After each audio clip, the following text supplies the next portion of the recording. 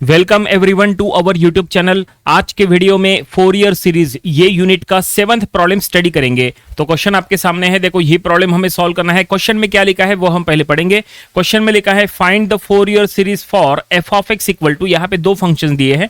पहला फंक्शन है एक्स जिसकी लिमिट है 0 लेस देन और equal to x less than और इक्वल टू पाई। दूसरा फंक्शन है 2 पाई माइनस एक्स और उसका लिमिट है पाई लेस देन और equal to x less than और इक्वल टू 2 पाई। और हमें ये पूरे गिवन फंक्शन का 4 ईयर सीरीज तैयार करना है। तो चलो हम ये प्रॉब्लम सॉल्व करेंगे और ये प्रॉब्लम सॉल्व करने के लिए हम वही फार्मूलीज का यूज करेंगे जो हमने इसके पहले के हर वीडियो में यूज किए थे। हमें 4 ईयर सीरीज का फार्मूला क्या यूज करना है, देखो हम फार्मूला यहां लिख लेते हैं। तो देखो फार्मूला लिखने से पहले हम फंक्शन भी लिखेंगे, लेकिन वीडियो में आगे बढ़ने से पहले वीडियो को आप लाइक कर दीजिए। आपके सभी फ्रेंड्स उनके साथ इसे जरूर शेयर करें।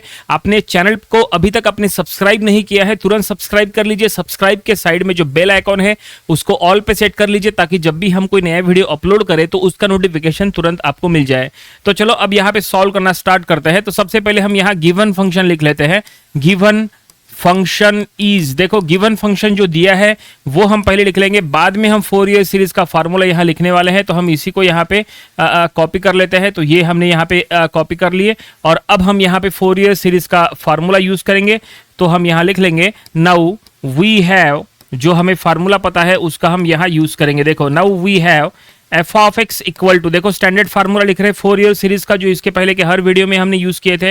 F of x is equal to a0/2 plus summation n equal to 1 up to infinity an cos of nx plus summation n equal to 1 up to infinity that is bn sine of nx। तो ये formula है। ये फार्मूले से ये formula जो है ये स्टैंडर्ड 4 ईयर सीरीज का फार्मूला है। ये फार्मूला अगर आपके पास नहीं लिखा है तुरंत अपने नोटबुक में लिख के रखो। ये फार्मूले से ही अभी हम जो है यहाँ पे 4 ईयर सीरीज तैयार करने वाले हैं। जैसा क्वेश्चन में लिखा है कि फाइंड द 4 ईयर सीरीज, तो हमें ये यहाँ पे सीरीज तैयार करनी है और हमें यहाँ पे a0 an bn का वैल्यू यहाँ पे पुट करना है। a0 an bn अभी हमारे पास नहीं है, तो जब तक आप ये a0 an bn find out नहीं करेंगे तब तक ये 4 ईयर सीरीज जो है ये तैयार नहीं होगी। तो यहाँ पे मेन रिक्वायरमेंट क्या है, a0 an एंड bn। ठीक है, तो ये जो सीरीज हमने लिखा है फार्मूला, इसको हम फिलहाल इक्वेशन नंबर 1 दे देंगे, क्योंकि यहाँ पे जैसा हमने कहा ये सभी पहले हमें फाइंड आउट करना है। तो चलो सबसे पहले फाइंड आउट करेंगे a0। तो a0 फाइंड आउट करने के लिए फार्मूला क्या है, चलो यहाँ हम लिखते हैं a0 का फार्मूला और a0 फाइंड आउट करेंगे। तो फार्मूला है 1/π integral from 0 to 2 pi into f of x into d x. देखो ये जो हमने फार्मूला लिखा है ये गिवन जो प्रॉब्लम में जो फंक्शंस की जो लिमिट्स दी है उसको देख के हमने लिया है। देखो यहाँ पे 0 टू 2 पाई है ना, 0 से स्टार्ट हो रहा है और 2 पाई तक जा रहा है, इसलिए 0 टू 2 पाई। ठीक है, इस तरह से। तो और हमने यहाँ पे भी उसी तरह से यूज किया है। अब देखो हम यहाँ पे a0 कैसे फाइंड आउट करेंगे। यहाँ पे आपको एफ ऑफ एक्स पुट करना है, लेकिन एफ ऑफ एक्स के यहाँ पे दो फंक्शंस है तो दोनों के लिए दो लिमिट भी है। तो हम क्या करेंगे, यहाँ पे दो फंक्शंस वाले दो इंटीग्रल हम यहाँ पे तैयार करेंगे। तो ये ऐसा हो जाएगा, देखो a0 equal to 1/π as it is रहेगा। ठीक है, और इसको कर्ली ब्रैकेट में दे दो। ठीक है, और अब यहाँ पे फर्स्ट इंटीग्रल लिख लो फ्रॉम 0 टू पाई। ठीक है, और फिर यहाँ पे दूसरा इंटीग्रल लिख लो from that is pi to 2 pi, इस तरह से। ठीक है, ये देखिए यहाँ पे जैसा कि आप देख सकते हैं पहला फंक्शन है फ्रॉम 0 टू पाई, उसका लिमिट 0 टू पाई, और दूसरा फंक्शन है पाई टू 2 पाई। तो पहला इंटीग्रल 0 टू पाई एंड दूसरा इंटीग्रल पाई टू 2 पाई, इस तरह से। ठीक है, अब यहाँ पे इसके अंदर में एफ ऑफ एक्स का वैल्यू लिखो। तो 0 टू पाई के लिए एफ ऑफ एक्स क्या है, एक्स है। तो हम यहाँ लिख लेंगे एफ ऑफ एक्स की जगह एक्स इंटू डी एक्स। ठीक है, और पाई टू 2 पाई के लिए एफ ऑफ एक्स क्या है, फंक्शन क्या है, that is 2 pi minus x. तो वो इधर के इंटीग्रल में लिख लो। तो यहाँ लिख लो 2 पाई माइनस एक्स, ठीक है, इंटू डी एक्स। तो ये देखिए इस तरह से हमने इंटीग्रल को स्प्लिट कर लिए according to the given limit. और अब हमें बस इसको इंटीग्रेट करना है। इंटीग्रेट करने से हमें a0 मिल जाएगा। तो देखते हैं, इसको बिल्कुल स्टेप वाइज सॉल्व करेंगे। पहले 1/π बाहर है और अब देखो यहाँ पे x का इंटीग्रेशन क्या होगा, x²/2। ठीक है, तो हम यहाँ इंटीग्रेट कर लेंगे, दैट इज x²/2 और यहाँ पे लिमिट रख दो। लिमिट क्या है, पहला इसमें लिमिट है फ्रॉम 0 टू पाई। ठीक है, इस तरह से। प्लस अब यहाँ 2 पाई माइनस एक्स को इंटीग्रेट करो तो 2 पाई का इंटीग्रेशन हो जाएगा 2 पाई एक्स। ठीक है, और एक्स का हो जाएगा x²/2 है, और यहाँ पे लिमिट रख दो फ्रॉम पाई टू 2 पाई। ये देखिए इस तरह से। ऐसा। तो चलो देखते हैं, अब इस यहाँ पे हमने इंटीग्रेट तो कर लिया है लेकिन लिमिट अभी तक पुटअप नहीं की है, तो चलो लिमिट पुटअप करते हैं। और ये लिमिट है x की, तो x के जगह upper limit and lower limit यहाँ पे पुट करो। अगर आपको इंटीग्रेशन में दिक्कत है या अगर आपको इंटीग्रेशन के कॉन्सेप्ट क्लियर नहीं है तो इंटीग्रेशन की प्रैक्टिस करो पहले, क्योंकि फोरियर सीरीज के हर प्रॉब्लम में आपको इंटीग्रेशन को यूज करना होता है। आगे चल के सक्सेसिव इंटीग्रेशन भी होता है, सक्सेसिव इंटीग्रेशन बाय पार्ट्स, तो वो भी होता है। तो इंटीग्रेशन आपका क्लियर होना चाहिए। इसके पहले ऑलरेडी हमने इंटीग्रेशन के वैरायटी ऑफ वीडियोस बनाए थे, तो इंटीग्रेशन की आप वहां से स्टडी कर लो। तो चलो यहाँ पे लिमिट पुटअप कर लेंगे। अपर लिमिट पाई है और लोअर लिमिट 0 है, तो चलो हम यहाँ लिखते हैं, यहाँ 1/π एज इट इज। और अब देखो यहाँ अपर लिमिट पाई यानी हो जाएगा एक्स स्क्योर यानी पाई स्क्योर बाई 2 माइनस 0/2। ठीक है, तो ये हमने ये जो फर्स्ट टर्म है यहाँ पे हमने upper limit lower limit put up की है। और अब यहाँ पे भी upper limit lower limit put up करो, प्लस यहाँ पे अपर लिमिट है 2π, तो यहाँ पे x के जगह 2π आएगा। सो हम यहाँ लिख लेंगे क्या लिखेंगे, that is 2π into 2π into 2π minus pi square 2π square, एक मिनट, यहाँ पे x स्क्योर यानी 2π का स्क्योर, 2π का स्क्योर बाई 2, तो ये हो गया यहाँ अपर लिमिट। ठीक है, और अब यहीं पे लोअर लिमिट पुटअप करो, तो इसमें लोअर लिमिट रखेंगे माइनस, यहाँ पे लोअर लिमिट है दैट इज पाई, तो ये हो जाएगा 2π square minus pi square by 2। इसको हम अलग से स्क्वायर ब्रैकेट में दे देते हैं। कहाँ से स्टार्ट हुआ स्क्वायर ब्रैकेट, देखो यहाँ से हम इसको अलग कर लेते हैं। ठीक है, और यहाँ से स्टार्ट हुआ है, देखो यहाँ से लेके यहाँ तक एक है, इस तरह से। यहाँ पे फर्स्ट टर्म में upper limit lower limit put up किए, देखो upper limit minus lower limit, और यहाँ पे ये अपर लिमिट माइनस ये लोअर लिमिट। और अब इसको सॉल्व करो, बिल्कुल स्टेप वाइज चलेंगे, जल्दबाजी नहीं करना है क्योंकि गलती यहीं पे होती है, गलती नहीं होनी चाहिए। तो यहाँ रहेगा only pi square by 2 confirm. ठीक है, और अब यहाँ पे ये हो जाएगा 4π स्क्वायर, ठीक है ना, प्लस ये 4π स्क्वायर, और यहाँ पे 4π स्क्वायर बाई 2, ठीक है, माइनस, तो ये हो जाएगा 2π स्क्वायर, 4π स्क्वायर बाई 2 यानी 2π स्क्वायर। ठीक है ना, और ये माइनस से मल्टीप्लाई कर लो, तो माइनस ये 2π स्क्वायर और ये प्लस पाई स्क्वायर बाई 2, ऐसा। अब इसमें कैंसिल क्या क्या होगा देख लो, तो जाहिर सी बात है इसमें 4π स्क्वायर और ये माइनस 2π स्क्वायर ये सब कैंसिल हो जाएगा, और यहाँ पे pi square by 2 pi square by 2 यानी 2π स्क्वायर बाई 2 रहेगा। ठीक है, तो 1/π बाहर में है, तो ये हो गया 2π स्क्वायर बाई 2, हमने एडिशन कर लिए दोनों का। 2 कट करो, और यहाँ पे तो 2 कट करने के बाद यहाँ पे ऐसा रहेगा, that is pi square by pi, ऐसा रहेगा, है कि नहीं। यहाँ पे 2 कट चुका है, ये देखो ये ऊपर नीचे पाई स्क्वायर बाय पाई। अब यहाँ पे एक पाई कट करो, तो यहाँ पे क्या रहेगा, यहाँ पे रहेगा ओनली पाई। सो देयरफॉर a0 हमें मिल गया व्हाट, पाई। तो फाइनली a0 हमने सॉल्व कर लिए, पहला स्टेप, पहला बीट यहाँ पे सॉल्व हो गया। हमने आपको कहा था 3 चीजें निकालनी है फोरियर सीरीज तैयार करने के लिए, a0 an bn, 3 चीजें निकालनी है, उसमें से a0 हमने निकाल लिए, वो हमें क्या मिला, पाई। बिल्कुल स्टेप वाइज सॉल्व किए हैं, कहीं अगर आपको कोई डाउट है तो देख लो अच्छे से यहाँ पे, और ये आप अपने प्रैक्टिस बुक में भी सॉल्व करो ताकि आपकी प्रैक्टिस हो जाए। ठीक है, तो a0 निकल गया। आगे बढ़े, a0 के बाद हमें क्या निकालना है, हमें निकालना है an। तो चलो अब an फाइंड आउट करेंगे। तो an फाइंड आउट करने के लिए आपको an का फार्मूला पता होना चाहिए। चलो यहाँ पे फार्मूला लिखते हैं an का, तो हम अलग स्क्रीन पे यहाँ पे सॉल्व कर रहे हैं। an का formula 1/π integral 0 to 2π f of x cos of nx into d x. देखो फार्मूला जो है बिल्कुल मिलता जुलता फार्मूला है। ये देखो, ये जो हमने a0 का फार्मूला लिखे है, a0 के फार्मूले में बस थोड़ा सा चेंज है, ये f ऑफ x के बाद आपको cos nx ऐसा लिख लेना है, बाकी सब कुछ सेम रहेगा। देखो ये देखो, यहाँ पे आप देख सकते हैं f ऑफ x के बाद cos nx है। ठीक है, इस तरह से। अब इसके पहले देखो a0 में हमने ये इंटीग्रल को स्प्लिट किए थे अकॉर्डिंग टू द लिमिट, है ना।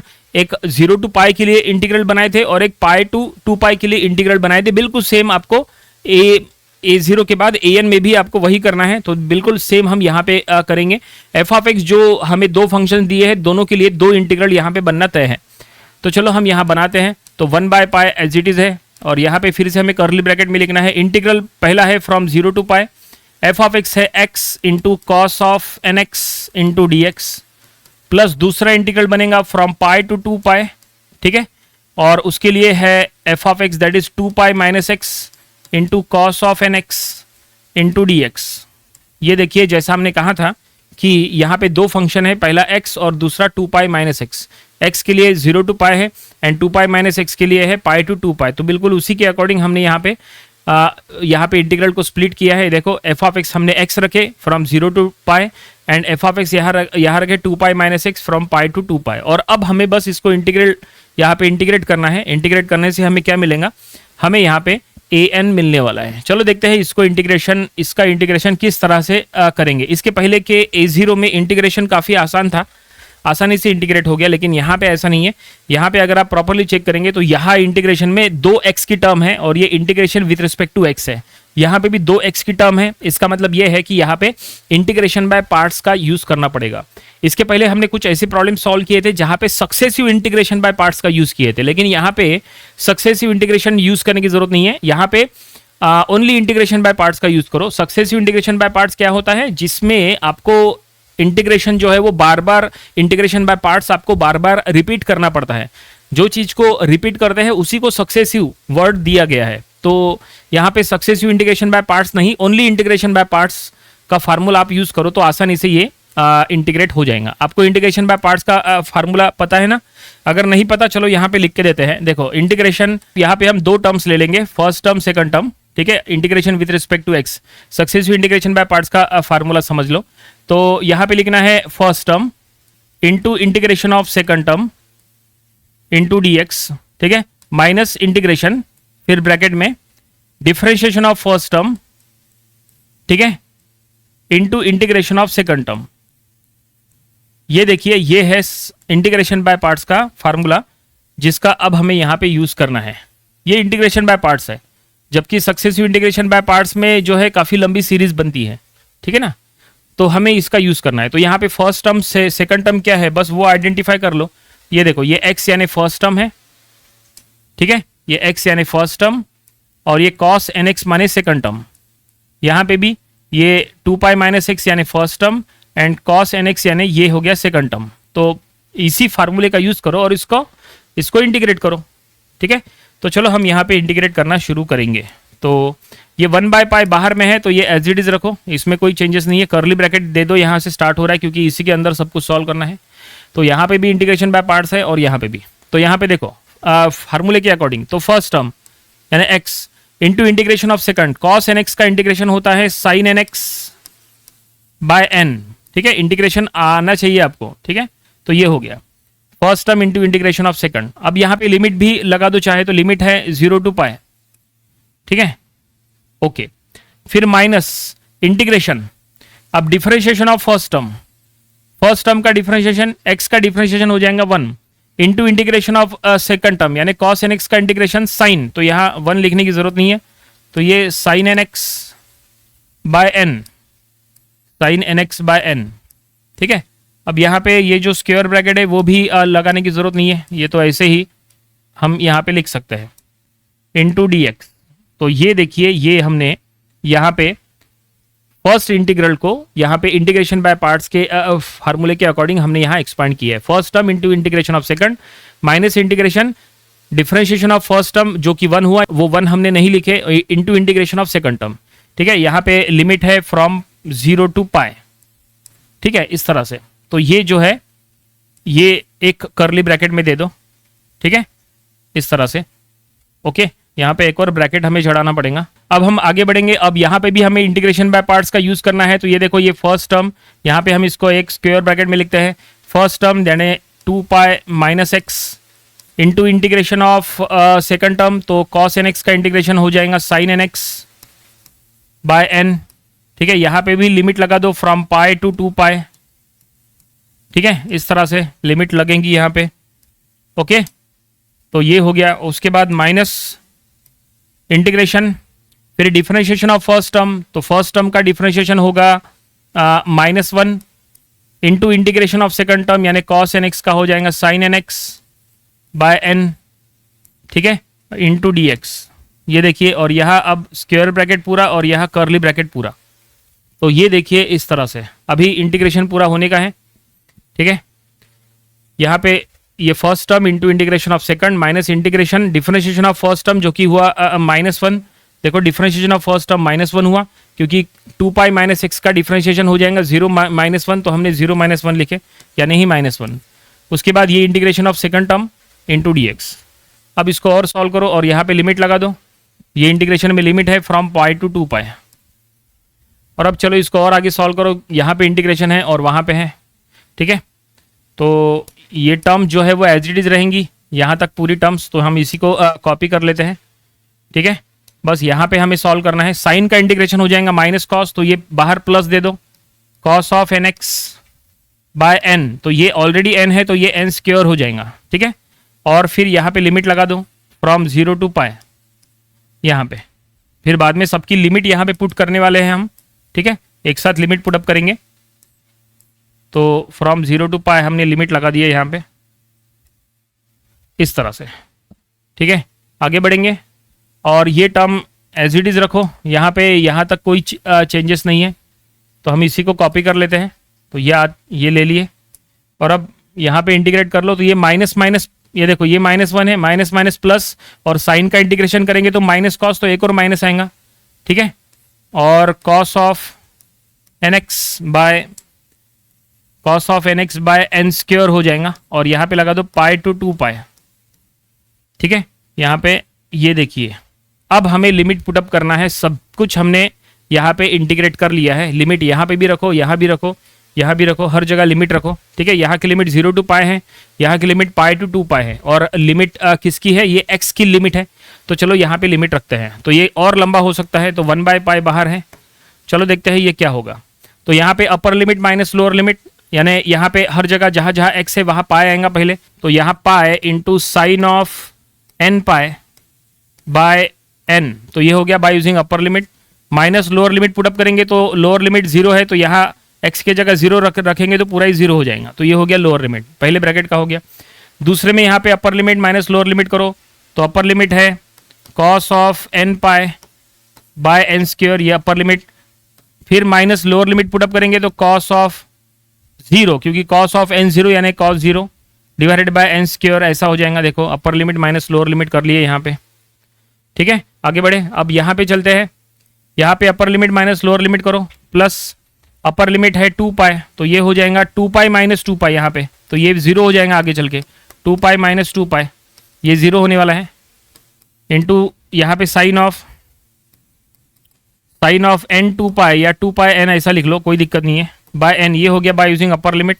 माइनस लोअर लिमिट रखो, तो माइनस लोअर लिमिट यहाँ x के जगह पाई आएगा, so 2 pi minus pi into sine of N pi by N, ठीक है। तो पहले बाय यूजिंग अपर लिमिट, फिर minus by using lower limit. आगे चलते हैं माइनस, यहाँ पे अपर लिमिट रखो, अपर लिमिट रखेंगे कॉस ऑफ एन 2 पाई या 2 पाई एन ऐसा लिखो, कोई दिक्कत नहीं है। चलो 2 पाई एन लिखते हैं, 2 pi n cos of 2 pi n by n square, ये हो गया upper limit. Minus lower limit put करो, लेकिन माइनस है तो ये भी माइनस है, तो माइनस माइनस प्लस हो जाएगा, यहाँ पे गलती नहीं होना है। Cos of N pi by n square, तो ये देखिए हमने फाइनली हर जगह लिमिट पुटअप कर ली है। एक बार चेक कर लो, इतना लंबा ये स्टेप लिखते समय आगे जो है वो जल्दबाजी में आगे मत जाओ, पहले चेक कर लो सब कुछ सही है कि नहीं, तो ही आगे जाओ, क्योंकि अगर यहाँ रॉन्ग हो गया तो आने वाले स्टेप्स हर एक चीज़ रॉन्ग हो जाएंगी।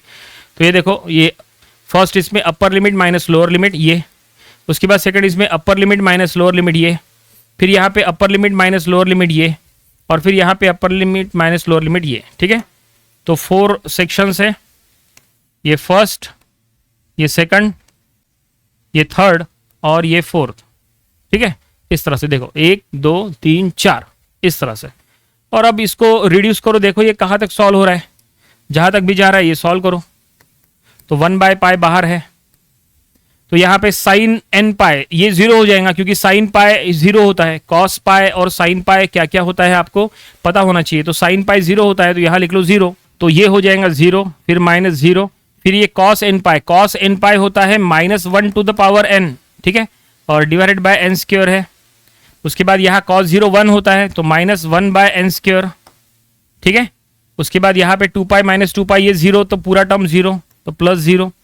उसके बाद ये 2 पाई माइनस पाई यानी पाई रहेगा, एंड साइन एन पाई मतलब ये जीरो, मतलब ये भी टर्म जीरो। ठीक है, ठीक है, कहाँ कहाँ पे जीरो हो रहा है वो याद रखो। ठीक है, ये टर्म जीरो हो रहा है, ये टर्म भी जीरो हो गया और ये टर्म भी जीरो हो गया। ठीक है, इतनी टर्म जीरो हो गई। अब इसके बाद है minus cos of 2n pi. Cos of 2n पाई बोलो या कॉस n 2 पाई बोलो तो वो होता है 1। ठीक है ना, तो यहाँ पे आएगा 1/n स्क्वायर। ठीक है ना, तो माइनस 1/n स्क्वायर। ठीक है, और आखिरी में कॉस ऑफ n पाई यानी -1 टू द पावर, यहाँ हम लिख लेंगे -1 to the power n by n square. तो और ये कर्ली ब्रैकेट पूरा। तो ये देखिए, ये हमने फाइनली सभी का रिजल्ट यहाँ पे लिख लिया है। और अब इसको और थोड़ा सा रिड्यूस करो, जितना हो सके उतना इसको रिड्यूस करो। सभी में कॉमन हो सकता है n स्क्वायर, देखो n स्क्वायर सभी में कॉमन है, वो बाहर ले लो। और यहाँ पे अब जीरो लिखने की जरूरत नहीं है। तो अब देखो ये क्या होगा, हम इसके आगे सॉल्व करेंगे। 1/πn स्क्वायर या n स्क्वायर पाई, जैसा आपको ठीक लगता है वैसा लिखो। ठीक है, और अब यहाँ पे क्या क्या बचेगा, ये -1 टू द पावर n, फिर -1, फिर -1, मतलब ये ऐसा -1 टू द पावर n, फिर -1 -1 माइनस ये हो गया, ये हो गया, ये -1 हो गया, और यहाँ पे फिर से जो है plus -1 to the power n। ठीक है ना, इस तरह से ये देखिए यहाँ तक। और अब इसके बाद जो है ये देखो, ये -1 टू द पावर n और ये भी -1 टू द पावर n, दोनों सेम है, मतलब दोनों का एडिशन करो तो 2 -1 टू द पावर n हो जाएगा, और ये भी -2। ठीक है, तो ये कुछ ऐसा रहेगा 1/πn स्क्वायर और ये 2 -1 टू द पावर n -2 ऐसा। ठीक है, ये दोनों को हमने ट्वाइस ले लिए। जैसे मान लो ये x है, ये भी x है, तो x plus x twice x होता है, तो ट्वाइस x इस तरह से। अब यहाँ पे 2 कॉमन ले लो, तो 2 कॉमन लेंगे तो ये कुछ ऐसा बचेगा 2/n स्क्वायर पाई या पाई n स्क्वायर, 2/πn स्क्वायर और -1 टू द पावर n -1। बस इसको और आगे सॉल्व नहीं किया जा सकता है। देखो वो जो हमें मिला है वही है हमारा an, हमें an फाइंड आउट करना था, तो an हमने फाइंड आउट कर लिए, ये हमें मिला है, इसको आगे सॉल्व नहीं किया जा सकता। लेकिन यहाँ पे n की वैल्यू अगर हम कुछ पुट करें तो देखते हैं यहाँ पे an का क्या वैल्यू आता है। जैसे मान लो n की वैल्यू अगर हम इवन में रखते हैं, जैसे 0 2 4 6 8, अगर हम ऐसे रखते हैं, इवन नंबर्स अगर हम रखते हैं तो देखेंगे हम क्या मिलता है। और अगर हम यहाँ ऑड नंबर्स रखते हैं 1 3 5 7, तो देखते हैं यहाँ क्या होता है। तो चलो फाइनली ये जो हमने रिजल्ट निकाले हैं, वो जो रिजल्ट निकाला है वो हम यहाँ इधर नीचे लिख लेते हैं और इससे हमें कंफर्म हो जाएगा। तो देयरफॉर हम यहाँ पे लिख लेंगे an जो हमें मिला है वो। ठीक है, तो इसी को हम यहाँ पे कॉपी कर लेते हैं। तो ये हमने कॉपी कर लिया है और ये हमने फाइनल an यहाँ पे लिख लिया है, ये है हमारा an। लेकिन जैसा हमने कहा था कि इवन के लिए अलग निकालो, ऑड के लिए अलग निकालो, तो अगर हम यहाँ इवन नंबर्स रखते हैं, मतलब n की वैल्यू अगर हम इवन यहाँ पे रखते हैं, जैसे 2 4 6 8, अगर हम ऐसा रखते हैं तो यहाँ पे क्या आएगा। जैसे मान लो यहाँ पे अगर हमने 2 रखे, n के जगह अगर हमने 2 रखे, तो ये क्या होगा, -1 का स्क्वायर, -1 का स्क्वायर क्या हो जाएगा 1, मतलब 1 - 1 0 हो जाएगा। अगर ये 0 हो गया तो ये पूरा ही 0 हो जाएगा। ठीक है, तो चलो n की जगह 4 रखो, अगर n का वैल्यू 4 रखेंगे तो -1 टू द पावर 4 वो भी 1 हो जाएगा, 1 - 1 0, मतलब पूरा ही 0 हो जाएगा। n की वैल्यू अगर 6 रखे तो भी इसका पावर 1 हो जाएगा, 1 - 1 अगेन 0, मतलब ये है कि n की वैल्यू अगर हम इवन में रखते हैं 2 4 6 8, तो ये पूरा an जो है वो 0 आ रहा है, ये कंफर्म है 0 आएगा। लेकिन अगर इवन के जगह अगर हम n के जगह अगर ऑड नंबर रखते हैं 1 3 5 7, जैसे अगर हमने यहाँ 1 रखे तो -1 क्या हो जाएगा, -2 इंटू 2, ये -4 हो जाएगा, -4/n पाई स्क्वायर ऐसा हो जाएगा, -4/। चलो n के जगह अगर हम 3 रखते हैं तो -1 टू द पावर 3, फिर से -1 आता है, -1 -2 हो जाएगा, -2 2 -4 हो जाएगा। ठीक है ना, इस तरह से। और यहाँ पे n के जगह अगर हम 5 रखते हैं तो भी -1 टू द पावर 5 -1 आ जाएगा, -1 -1 -2 2 -4/n पाई स्क्वायर। इसका मतलब ये है कि अगर हम यहाँ ऑड नंबर्स रख रहे हैं 1 3 5 7, तो इसका रिजल्ट मिल रहा है। तो फिर हम यहाँ पे लिख सकते हैं therefore an is equal to, देखो an का वैल्यू 0 कब कब मिल रहा है वो याद रखो, हमें 0 मिल रहा है जब हम n के जगह इवन रख रहे हैं। तो हम यहाँ लिख लेंगे if n is equal to even numbers, अगर n इवन नंबर्स है तो हमें an का वैल्यू 0 मिल रहा है, और अगर ऑड नंबर्स है, if n is equal to odd numbers, अगर n की वैल्यू अगर हम ऑड यहां पे रखते हैं तो क्या मिल रहा है, हमें मिल रहा है -4/πn², हमें ऐसा मिल रहा है। इसका मतलब ये है। तो फाइनली हमें an यहां पे मिल गया है, हमने an यहां मेंशन कर लिया है। देखो ये an है, ये सबसे इंपॉर्टेंट है। और इस तरह से ये पूरा स्टेप जो है यहाँ पे ये कंप्लीट हो गया। इसको थोड़ा सा छोटा कर लेते हैं ताकि एक सिंगल बोर्ड में ये आ जाए। तो ये देखो ये सिंगल बोर्ड में जहां तक ये आ रहा है, तो और यहाँ पे हमें फाइनली an फाइंड आउट करना था, तो हमने यहाँ पे an फाइंड आउट कर लिया है। और an हमें जो मिला है वो सबसे इंपॉर्टेंट है। पहले हमें ये an मिला in the form of n, लेकिन n का वैल्यू अगर हमने इवन लिए या ऑड लिए तो क्या क्या an हो सकता है वो हमने यहाँ पे मेंशन कर लिए। अगर n का वैल्यू इवन लेंगे तो हमें an 0 मिल रहा है, और अगर n हम ऑड लेंगे तो हमें an का वैल्यू -4/πn² ऐसा मिल रहा है। समझ में आया?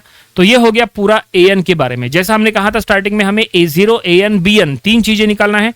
देखो स्टार्टिंग वाला पेज ये था, a0 हमने पहले निकाले, an भी अब हमने निकाले, अब बचा है bn। तो चलो bn निकालते हैं। तो अगर आपको bn निकालना है तो an के फार्मूले में थोड़ा सा चेंज करना है।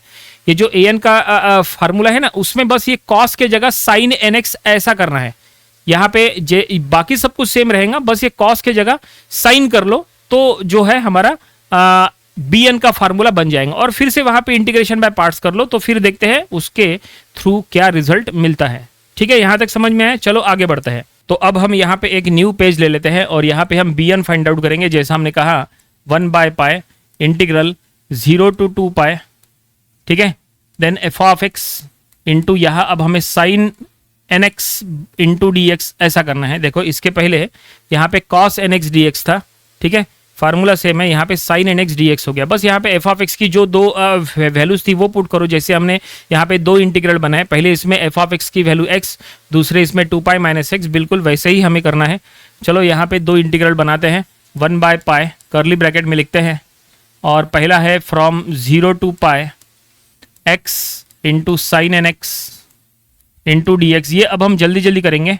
Integral from π to 2π, then 2π - x into sine nx into dx, ठीक है। और अब यहाँ पे फिर से इंटीग्रेशन बाय पार्ट्स यूज करो, जैसा हमने इसके पहले यूज किए थे, बिल्कुल वैसा ही है, ठीक है। तो चलो इसको जल्दी से कर लेते हैं। 1/π तो कर्ली ब्रैकेट में, ठीक है, और तो फर्स्ट टर्म यहाँ पे first term into integration of second, sine का integration minus cos of nx/n, ठीक है। ये फ्रॉम 0 to π यहाँ पे लगा दो, ये हो गया। Minus integration differentiation of first term 1 और साइन का इंटीग्रेशन माइनस कॉस, तो माइनस कॉस ऑफ nx/n, ठीक है, इंटू dx। तो ये हमने यहाँ पे पूरी तरह से इंटीग्रेशन बाय पार्ट्स यूज कर लिए। आगे बढ़ते हैं, यहाँ पे चलते हैं, प्लस यहाँ पे फर्स्ट टर्म यानी 2π - x into integration of second term, तो साइन का इंटीग्रेशन माइनस कॉस ऑफ, तो माइनस बाहर लिखते हैं, कॉस ऑफ nx/n, ठीक है। यहाँ पे लिमिट लगा दो फ्रॉम π to 2π, ठीक है, इस तरह से। और यहाँ पे लिमिट इंटीग्रल में फ्रॉम 0 to π है। आगे बढ़ते हैं, यहाँ पे minus integration from π to 2π, differentiation of first term जो कि होगा -1 into integration of second term minus cos of nx/n, ठीक है, इंटू dx। यहाँ पे स्क्वायर ब्रैकेट कंप्लीट, यहाँ कर्ली ब्रैकेट पूरा। तो ये देखिए, अब बस इसको और इंटीग्रेट करो तो ये इंटीग्रेट होगा, ठीक है। तो ये पहला जो है ये एज इट इज रखते हैं, यहाँ तक सेम रहेगा, तो इसको हम कॉपी कर लेते हैं जल्दी से। आगे बढ़ते हैं, यहाँ पे इंटीग्रेशन ये माइनस माइनस प्लस, और कॉस का इंटीग्रेशन साइन ऑफ nx/n, तो n स्क्वायर हो जाएगा क्योंकि पहले का n है। तो फ्रॉम 0 to π, ये देखिए ये पूरी तरह से इंटीग्रेशन हो चुका है। अब यहाँ पे चलते हैं, यहाँ पे ये एज इट इज रहेगा, है ना, ये टर्म्स एज इट इज रहेंगी, तो इसको हम कॉपी कर लेते हैं। ये हमने ले लिए है। आगे बढ़ते हैं, ये देखो माइनस माइनस प्लस, एक और माइनस, यहाँ पे माइनस हो जाएगा, यहाँ पे बहुत सारे माइनस है, तो 3 माइनस है, तो मल्टीप्लिकेशन माइनस हो गया, और ये कॉस का इंटीग्रेशन हो गया साइन ऑफ nx/n, ठीक है, और इसका लिमिट फ्रॉम π to 2π, इस तरह से। तो फाइनली हमने पूरी तरह से इंटीग्रेट कर लिया है, और अब बस हमें लिमिट पुटअप करने की देरी है। चलो देखते हैं लिमिट पुटअप करेंगे तो क्या होता है। तो अब ये लिमिट पुटअप करना हम यहाँ से लिखते हैं क्योंकि ये काफी लंबा हो सकता है। कर्ली ब्रैकेट में लिख लेंगे x के जगह अपर लिमिट माइनस x के जगह लोअर लिमिट लिखना है। So minus pi into cos of N pi by n, ये हो गया by using upper limit. Minus lower limit 0 हो जाएगा क्योंकि x के जगह 0 पुटअप करेंगे। यहाँ पे अपर लिमिट रखो तो sine of N pi by n minus sine of 0 by n square. यहाँ पे एन स्क्योर है तो स्क्योर लिख लो, वैसे भी वो 0 होने वाला है, ठीक है। और अब प्लस अपर लिमिट यहाँ रखो, ये देखो ये माइनस में है, 2 pi minus 2 pi divide in, उसके बाद कॉस ऑफ एन 2 पाई लिखो बाय एन, तो ये हो गया बाय यूजिंग अपर लिमिट, ठीक है। Minus by using lower limit, तो ये माइनस और ये माइनस प्लस कर देंगे, तो ये हम यहाँ लिख लेंगे 2 pi minus pi into cos of N pi by N, ठीक है, ये हो गया। और यहाँ पे हम करेंगे माइनस अपर लिमिट यानी sine of n 2 pi by n minus sine of N pi by n. तो ये हमने फाइनली पूरी तरह से सभी का लिमिट पुटअप कर लिया है, ठीक है। यहाँ पे गलती नहीं होनी चाहिए। अब देखते हैं यहाँ पे कहाँ पे 0 आएगा। तो देखो ये साइन एन पाई ये टर्म 0 हो जाएगा, ये साइन 0 भी 0 हो जाएगा, यहाँ पे ये टर्म भी 0 हो जाएगा क्योंकि 2 पाई माइनस 2 पाई 0 हो जाएगा। उसके बाद यहाँ पे ये टर्म 0 हो जाएगा और ये भी टर्म 0 हो जाएगा। तो जो टर्म 0 हो गई वो छोड़ो और जो टर्म 0 नहीं हुई वो बस यहाँ पे लिख लो। तो कौन सी टर्म 0 होगी पता है ना, ये टर्म 0 हो गई, यहाँ पे 2 टर्म्स, ये भी टर्म 0 हो गई और ये इधर भी टर्म 0 हो गई, ठीक है। जो बचा है बस उसका रिजल्ट हमें यहाँ लिखना है। तो क्या बचा है, यहाँ पे 1 by pi integral minus pi cos of N pi by N, ठीक है। और यहाँ पे 2 पाई माइनस पाई यानी पाई और ये प्लस रहेगा pi cos of N pi by N, ठीक है। इस तरह से बस इतना बचा है। अब चेक करो ये दोनों प्लस माइनस में है, ये दोनों प्लस माइनस है तो ये दोनों टर्म कैंसिल हो जाएंगी। तो फाइनली इसका रिजल्ट क्या बनेगा, इसका रिजल्ट बनेगा 0। सो देयरफॉर bn हमें क्या मिल रहा है, bn हमें मिल रहा है 0। तो इस तरह से ये हमने bn को प्रूफ कर लिया है कि ये 0 है फिलहाल, ठीक है। तो इस तरह से हमने जैसा कहा था स्टार्टिंग में कि आपको 3 चीजें निकालना है, a0 an bn, तो तीनों चीजें हमने अलग अलग फाइंड आउट कर लिए है, ठीक है। एक बार चेक कर लो, ये देखो सबसे पहले a0 निकाले जो कि आया पाई, उसके बाद हमने an निकाले जो ये है, अलग अलग इवन या ऑड के लिए अलग अलग है, और फिर bn निकाले, bn तो 0 हो गया, तो bn अगर 0 हो गया तो फोरियर सीरीज में इसका तो कोई रोल नहीं है तो इसको छोड़ो। लेकिन उम्मीद करते हैं कि ये bn 0 किस तरह से हुआ ये आपको समझ में आया होगा। ये स्टेप्स काफ़ी इंपॉर्टेंट है। चलो फाइनली अब सब कुछ कहाँ पुट अप करना है, सब कुछ आपको ये इक्वेशन नंबर 1 में पुट करना है। तो चलो अब इक्वेशन नंबर 1 में हम पुट करते हैं। तो अब हम यहाँ पे लिखते हैं, तो हम यहाँ पे लिख लेंगे put a0 an bn, put a0 an bn in equation number 1। तो इक्वेशन नंबर 1 में पुट करना है इसलिए तो ये इक्वेशन नंबर 1 है। तो हम यहाँ लिख लेंगे इक्वेशन नंबर 1 एम्प्लॉइज। देखो इक्वेशन नंबर 1 में एफ ऑफ एक्स है, लेफ्ट हैंड साइड में लिख लो f of x equal to, right hand side में है a0/2, a0 का वैल्यू पाई है तो हम यहाँ लिख लेंगे पाई/2, ठीक है ना, plus summation n equal to 1। अब देखो यहाँ पे किस तरह से लिखना है, up to infinity an cos of nx। यहाँ पे देखो bn तो 0 है तो bn आपको यहाँ पे ये टर्म लिखने की जरूरत नहीं है, ये 0 है, ये टर्म छोड़ दो, बस आपको यही टर्म लिखना है an cos ऑफ nx। तो an का वैल्यू क्या था, an का वैल्यू जो है वो हमारे पास दो an की वैल्यूज है, पहला है 0 और दूसरा है -4 बाय पाई एन स्क्योर। ये इवन के लिए है और ये ऑड के लिए है। तो हम जो 0 वाला टर्म है वो नहीं लिखेंगे, अगर 0 वाला टर्म लिखेंगे तो फोरियर सीरीज में एक और टर्म 0 हो जाएगा। तो ये जो -4 बाय पाई एन स्क्योर है वो हम लिख लेंगे for n is equal to odd, ठीक है। तो चलो अब हम यहाँ लिख लेंगे, तो क्या है an cos ऑफ nx। तो an का वैल्यू क्या था, an का वैल्यू है -4 बाय पाई एन स्क्योर, ठीक है, ये था, ये देखो -4 बाय पाई एन स्क्योर, तो वो हमने यहाँ लिख लिए an का वैल्यू। उसके बाद cos ऑफ nx, तो हम यहाँ लिख लेंगे cos ऑफ nx, इस तरह से cos ऑफ nx, बस इतना ही है। और यहाँ पे हमें कंडीशन में लिखना पड़ेगा, यहाँ पे n इज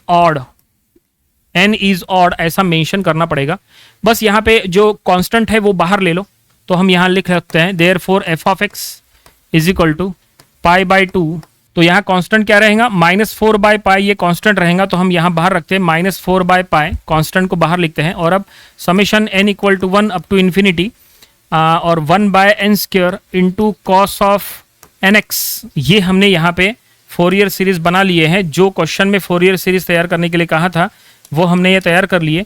और इस तरह से ये देखो ये फोरियर सीरीज, ये हमें सॉल्यूशन मिल गया है। और साइड में आपको यहाँ पे लिखना है n इज ऑड नंबर, ये आपको मेंशन करना पड़ेगा। अगर आपने ये मेंशन नहीं किए तो आपका हो सकता है 1 या 2 मार्क कम हो जाए, तो ये मेंशन करना कंपलसरी है। तो इस तरह से इसको थोड़ा सा छोटा कर लेते हैं ताकि एक सिंगल स्क्रीन में ये इनिशियल फ्रंट पेज जो है वो आ जाए। तो ये देखिए यहाँ पे सॉल्यूशन जो है वो किस तरह से आपको लिखना है। एग्जाम में अगर आया तो आपको सबसे पहले सॉल्यूशन जो है वो यहाँ तक लिखना है a0 के बाद आपको an वाली स्टेप्स ये पूरी तरह से लिख लेना है, an वाली स्टेप्स, an के बाद आपको ये bn वाली स्टेप्स पूरी तरह से लिखना है। और इसके बाद सब कुछ होने के बाद एट द लास्ट आपको ऐसा लिखना है put a0 an bn equation number 1। तो इक्वेशन नंबर 1 में पुट करने के बाद ये ऐसा आपको इक्वेशन मिल जाएगा F of x is equal to, यानी ये आपको फोरियर सीरीज मिल जाएगा और प्रॉब्लम यहीं पे कंप्लीट हो जाएगा। और लिखते समय एट द लास्ट आपको ये लिखना कंपलसरी है कि n इज ऑड। ठीक है, तो इस तरह से फाइनली ये पूरा प्रॉब्लम यहाँ पे कंप्लीट हो चुका है। उम्मीद करते हैं कि ये पूरा प्रॉब्लम, हर एक स्टेप, हर एक फार्मूला आपको समझ में आया होगा। ऐसे प्रॉब्लम की प्रैक्टिस आपको जरूर करना चाहिए ताकि ऐसा प्रॉब्लम अगर एग्जाम में भी आए तो भी आपसे सॉल्व हो जाए। तो ये था फोरियर सीरीज, ये यूनिट का प्रॉब्लम नंबर 7। इसके पहले जो हमने इसके 6 प्रॉब्लम्स लिए थे वो भी आपको स्टडी कर लेना चाहिए। और इसके आने वाले दिनों में हम इसके और भी नंबर ऑफ प्रॉब्लम्स कवर करेंगे ताकि इसकी और अच्छे से प्रैक्टिस हो जाए। तो मिलते हैं नेक्स्ट वीडियो में। Thanks for watching.